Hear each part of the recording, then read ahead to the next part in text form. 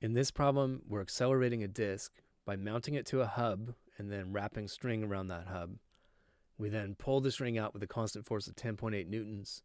As we do that, we exert a torque on the hub and the disk accelerates. And we're asked to find the torque on that string. Using the final observed speed, we're asked to get the average angular acceleration. Then we're asked to infer the moment of inertia of the disk, assuming the hub itself has negligible moment of inertia. And finally, we're asked to get the final rotational energy in the disk. So there's a couple things that have to be done as prep work here. I have the wrong units on omega final. I have rotations per second. So I multiply by 2 pi radians for each rotation. And that gives me a final angular speed of 24.63 radians per second. Another piece of prep work that has to be done is to realize that the lever arm for the torque exerted by the string is actually the radius of the hub. It's not the diameter. So let's zoom in on a picture of the hub. Okay, there's the hub with the string coming off of it this way. And when you wrap a string around something circular and start to pull on the string, it's automatically perpendicular to the lever arm. So my rotation axis is right in the middle, and the radius of that hub is going to be automatically perpendicular to the string that's coming off tangentially. So when I get the torque exerted on the hub, I need the radius, not the diameter. And I'm going to express this in the proper SI units as I go.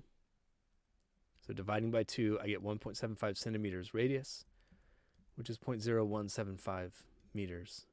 Okay, let's get into our questions. We want the torque exerted by the string, and we've already done some good prep work here. That's going to be the perpendicular component of the force multiplied by the size of the lever arm. But again, with the string wrapped around a circular hub, they're automatically perpendicular.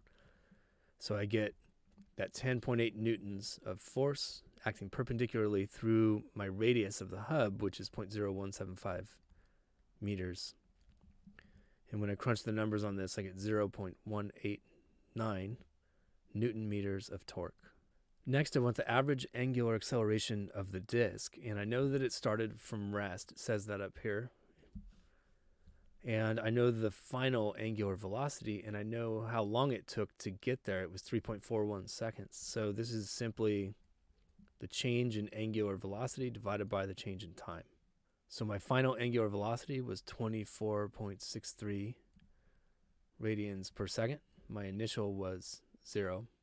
The time it took to accelerate to that final velocity was 3.41 seconds. I crunched the numbers on this, and I get 7.22 radians per second squared. Now in part C, I'm asked to find the moment of inertia of the disk. And we don't have any specs on the disk. We don't even know its mass. We don't know its radius. What we're trying to do here is use the rotational version of Newton's second law, tau equals I alpha, to infer what that moment of inertia has to be.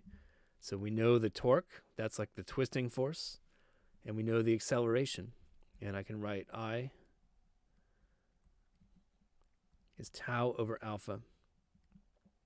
And this I is a measure of the resistance to the angular acceleration of this object. That's the moment of inertia. Plugging in my torque and my angular acceleration, I get a moment of inertia of 0.0262 kilogram meters squared. Finally, I want to find the rotational kinetic energy in the disk at the end of this process. So rotational kinetic energy, K rotational, is 1/2 I omega squared.